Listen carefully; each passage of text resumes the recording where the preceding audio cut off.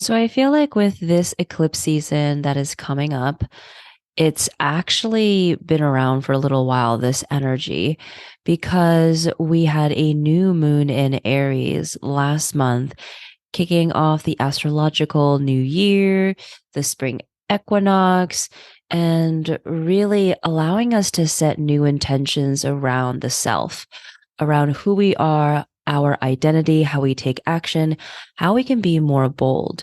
Now, in 2 weeks, we will have another new moon in Aries, but this time it is a solar eclipse and welcomes in eclipse season. Eclipse season brings us what we need, not what we want. Sometimes it can feel a bit tumultuous, but really it's kind of like a spring cleaning, if you will, of things in your life that are no longer serving you. It could be relationships, patterns, and habits. And eclipse season gives you an opportunity to really just let go, really release. And we also had a full moon in Libra last week, which was already starting to clear the way uh, for these lessons to become even more pronounced. With the full moon in Libra last week, really it was a reflection of what relationships are working and which ones are not.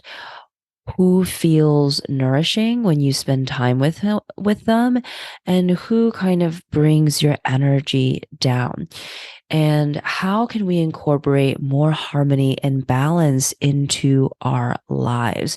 These are some of the themes that we explored with that full moon. And you know Aries and Libra, they're opposite signs. And so with this duality, it's Aries, the sign of the self, and Libra, relationships.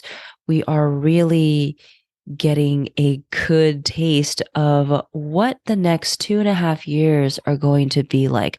What lessons are we learning? And, for myself, you know, all in divine timing. And of course, with the full moon in Libra, I had a lot of insights and realizations to how I am devoting my time and how I need to reevaluate the the people that I spend my time with, and really the relationships in my career as well, specifically for my placement. I was really contemplating and having to really face, what's working in my career in terms of the relations that I have, who is helping me and who is really not uplifting my spirit and not really helping me. And I really felt that there were some uncomfortable truths that I had to deal with, organizations and people that just don't understand me. And, that really are just perhaps not the best alignment to what I'm doing, where I'm headed, and frankly, values. And so, it really gives you an opportunity to kind of reflect and think. And for me, and I feel like many of you are experiencing this, is releasing the type of person you think you need to be. The type of person that you are maybe at work, in your friend groups, in your family, and allowing yourself to be rebirthed, allowing yourself to become a new and a different version of yourself, one that really is moving along your trajectory, for your greatest good and for your evolution. And on Sunday, I was able to join a church service, and it was something that was new for me. I don't remember the last time I was attending. I attended a church service, but the minister said something really profound, and it really resonated with me. He said, you know, this rebirth, it's to be experienced every single day and constantly, and it's to become unrecognizable to become unrecognizable, obviously, not only to yourself, but to others as well. And not only to others, but to yourself. And, when I think of being unrecognizable, I first think of like, oh, yeah, I'm growing, I'm changing, lots of things are shifting. And I sometimes worry about how relationships in my life will shift and change. And it's hard to deal with change and to have relationships that have been the same for so long start to turn into something different, to serve a different type of purpose, and to maybe not be as prominent in your everyday life. And for me, these lessons of Aries and Libra, what comes up is just becoming unrecognizable or so different to the people that know me, and maybe having them question like, oh, why isn't she like around as much, or she's doing this more, or it's none of these things are bad things. It's really just kind of releasing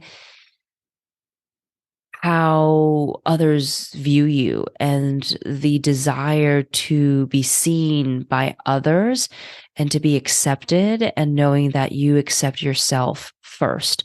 And from that, really everything is okay. And for me, I know that I struggle with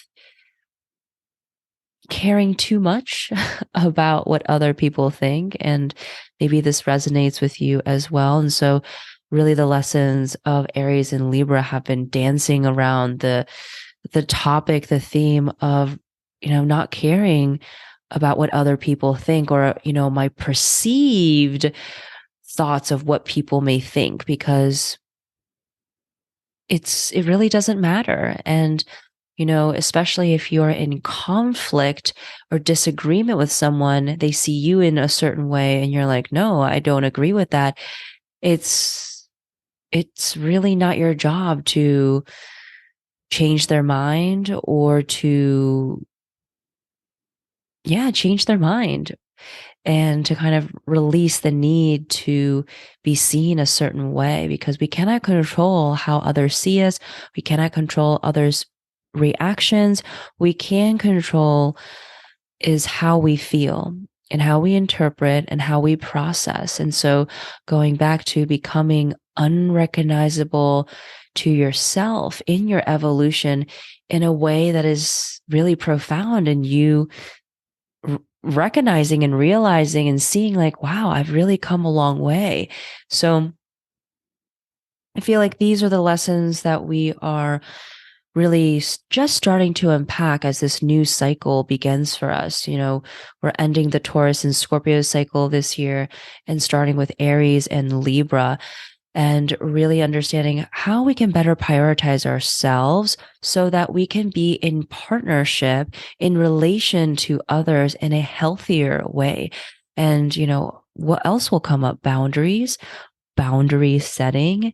And so I invite you to really think about where in your life needs stronger boundaries, and kind of thinking about the people that you spend time with, thinking about your friend groups and your community, and the types of people that are missing, and what type of support that you really desire and really need. And it's not to say there's anything wrong with your existing community, but we are always growing, and it is important to recognize and to seek out the support that we need as we start different chapters in our lives. So with this eclipse season that is coming up, and we're already experiencing it, because eclipse season really starts like and lasts, a couple weeks before the new moon or the full moon, and a couple weeks after. And so really all of April and May, we will be experiencing lots of different situations that allow us to be tested and challenged, and to learn where we need to shine more brightly, how we can be more bold and take charge and be leading, as well as releasing relationships and thought patterns and habits that support and foster kind of continue on codependency and just unhealthy relationships, because at the end of the day, we are the constant in our lives. And whether we recognize, realize, or want to admit, you know, the relationships in our lives are really a reflection, a mirror of what we need to deal with and what we prioritize, our intentions, and really just our internal world. So, would love to know what you think about all that I shared, how the new moon in Aries last month and the full moon in Libra last week served you, what lessons, what insights came through, and yeah, how that really affects your career, because the relationship we have with ourselves is so important. That's why when I do my career astrology readings, I start off with your sun, moon, and rising to get you to understand who you are, your personality, your desires, your inner world, your values, because only when we can clearly see ourselves, or what we are able to see clearly in that moment, what is allowed to be seen, can we move forward in our career? Can we have the clarity to understand what steps we need to take forward? It's really the understanding of self. All right. That's all I have for you today. I will see you next week.